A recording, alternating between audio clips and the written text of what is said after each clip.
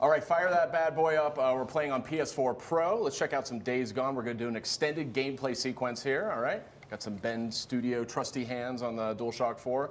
By the way, I want to start off, I love this UI. This UI is really, really well done, just the way it integrates with DualShock 4. I was going to say, like, the way that you use the touchpad just to open up your map, your skills, everything, phenomenal.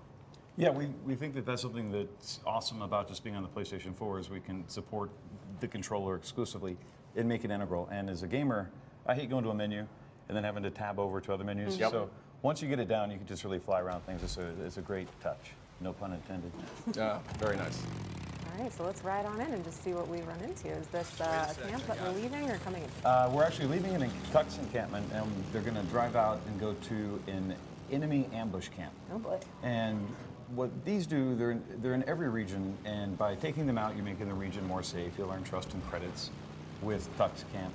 But you'll also get the opportunity to go into the survivalist bunker and pick up new recipes. So once you've cleared the camp, you're going to reveal Fog of War and learn about the locations of several items on the map, and then you're also going to get that crafting recipe. And the more of those you get, obviously, the better equipped you are to deal with all the. What are you crafting with these recipes? I assume not like a new queso dip or something like that, but You never know. They're all based enough in reality, you know, for things you can craft on the fly, you know, in our universe. But they start out with things as simple as just being able to build an axe bat from materials you find in the world. It smoke in the goes distance. up to and those are telltale signs.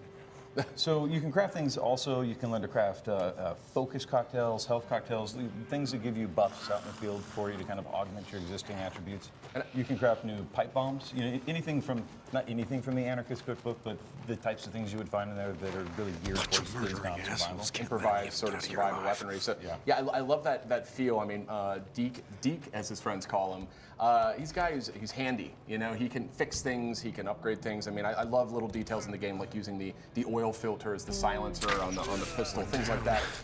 You know, just tell me a little bit about that. Like, how did all that come about? Well, you know, early on, on the design team, we kind of had this inspiration of a redneck MacGyver or things that, you know, as a guy, blue collar MacGyver, white collar. Just, I think it's more so the can-do attitude that we all have. Like if you know, I used to have this car in college. It was an old Volkswagen Beetle, and one night I had to drive from Southern Oregon to Portland, and my gas cable broke, and I was broke. There's no cell phones back then. I had to get home, and I had to rig up some sort of contraption where I used shoelaces to kind of create a makeshift accelerator cable. No, it was awesome. It was a stick shift. And it's directly in the game. And that's not in the game, but I never felt like more of a badass in my entire life than figuring that out at that moment. And I think that we all have those moments where we figure out, hey, here's some wing nuts and some doodads, and we're like, I fixed the kitchen dishwasher or something. And I think that we all feel like we can do that, and it empowers us to feel like we can survive the apocalypse, and Deacon's just really good at it. And speaking of improvisation, I mean, we just saw a really cool stealth moment there. I love the UX is great, throwing the stone to sort of attract attention.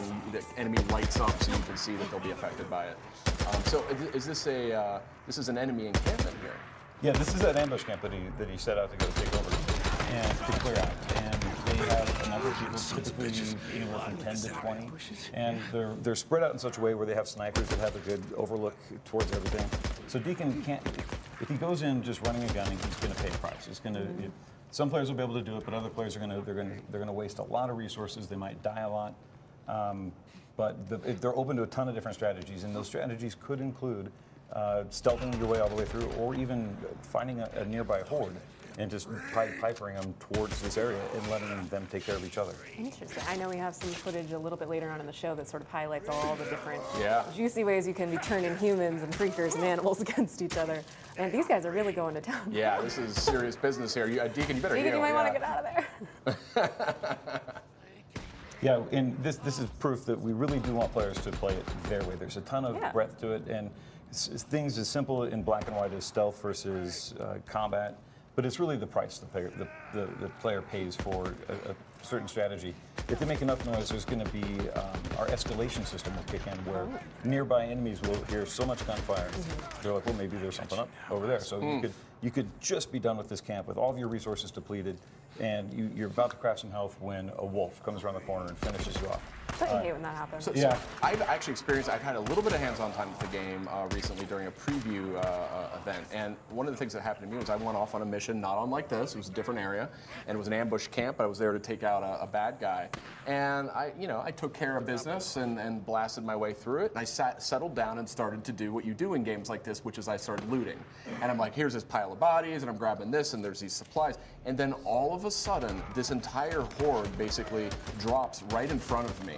And I play sort of the bad guy in every sort of horror movie. I'm so stunned by the sight of dozens of these things leaping up onto the wall where I was that I just started spraying my gun at them. I didn't know what to do, and I realized, I better run.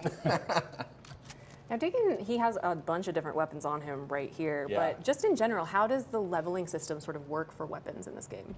So we have different classifications. So there are weapons that are tiered, I think 1 through 5, and those are indicators of quality. So there are weapons that Deacon wants to own, and then there's weapons that he just wants to use kind of in passing fashion. Got it. So in the field, if he runs out of ammo for his good guns, the guns he brings into this encounter, he may have no other option than to drop them and pick up a crappy machine gun that the enemies are using, and he can always get his guns again back at his gun locker at any of his, safe houses. But it's something where the player, all the good guns are at encampments, and that's why the player has to work with Tuck and with Cope and with other encampments to do jobs for them to make the area safer, so they will trust him enough to sell him the better weapons. And is there like a permanent storage solution for Deacon, or is it just what he carries on himself? He's got a permanent solution with a gun locker at all of his safe houses. Okay, so, cool. Yeah, so here when he takes over this bunker, this is where he's going to get the recipe to learn how to craft something new. But he's also going to get a bunk where he can sleep, and he's going to get a gun locker where he can access any of his purchased weapons. Nice. Why don't we take a moment then and sort of look around here, get a good view of that bunker. Get a good Deacon's eye view of what's going on here. Love it. Nice lighting. Looks a little grimy, as a bunker does. Could use a spring cleaning. What do they got here? Okay, so now these guys, they've survived in the area, so they've got a map with a lot of key locations, and now he's officially completed the loop and he's taken it over. Very cool. And now he'll get access to the locker and to the gun locker and a bunk.